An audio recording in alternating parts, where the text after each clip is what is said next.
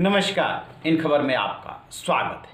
कांग्रेस सबसे बुरे दौर से गुजर रही है और अभी 23 असंतुष्ट नेताओं ने जो गतिविधियां चलाई, एक के बाद एक पार्टी पे वार किए। उसके बाद लग रहा है कि अध्यक्ष का चुनाव होगा, लेकिन सोनिया गांधी अभी भी चाहती हैं कि राहुल गांधी ही अध्यक्ष बने। क्या कांग्रेस की दुर्गति का यही कारण है? जी हाँ, मैं ये सब खुद नहीं कह रहा हूँ। पूर्व राष्ट्रपति प्रणब मुखर्जी की नई किताब द प्रेसिडेंशियल ईयर्स जो है नए साल में आने वाली है, यानी कि 15-20 दिन बाद। रूपा प्रकाशन जो है उसको प्रकाशित कर रहा है। उसका कुछ भाग जो है संस्मरण उसने जारी किया है और उसमें प्रणब मुखर्जी ने अपना अनुभव लिखा है।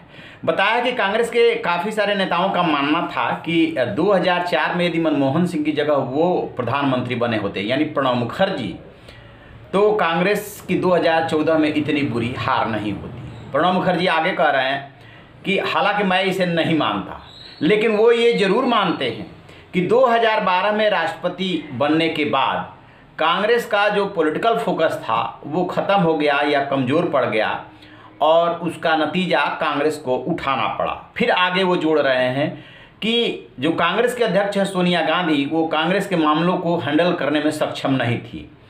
रही बात प्रधानमंत्री मनमोहन सिंह की, तो उनके बारे में वो ये कह रहे हैं कि अपने दूसरे कार्यकाल में वो गठबंधन को बचाने, यानी यूपीए को बचाने में लग गए थे।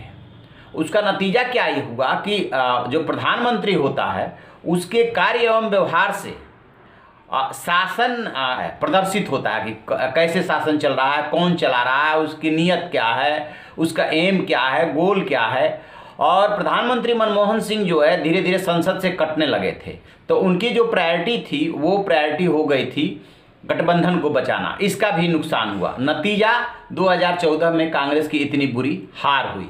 2019 में भी कोई बहुत स्थिति नहीं सुधरी। 10 सीटों का लगभग फर्क पड़ा है, यानी कि कांग्रेस उसके बाद कमजोर होती चली गई। प्रणब मुखर्जी पहली बार ऐसा नहीं लिख रहे हैं। वो नहीं है 31 अगस्त को उनका निधन हो गया था, कोरोना भी था और उन्हें क्लॉट था मस्तिष्क में, उसकी वजह से।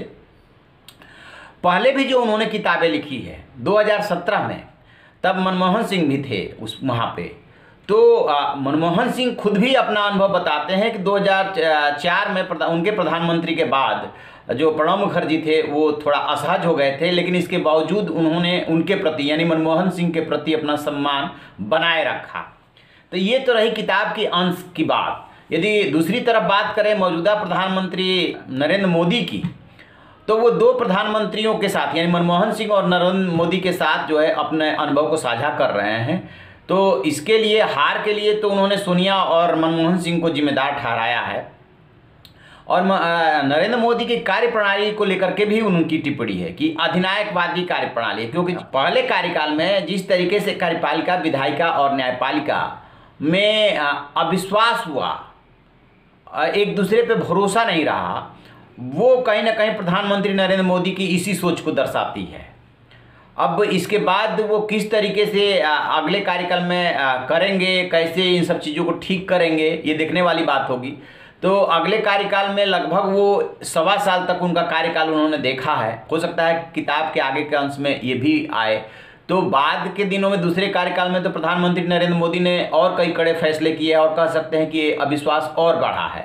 लेकिन जब तक किताब आ नहीं जाती तब तक दावे के साथ कुछ भी कहना मुश्किल है कि प्रधानमंत्री नरेंद्र मोदी के दूसरे कार्यकाल को, जो 1.25 साल उन्होंने देखा, उसे किस रूप में निरूपित किया।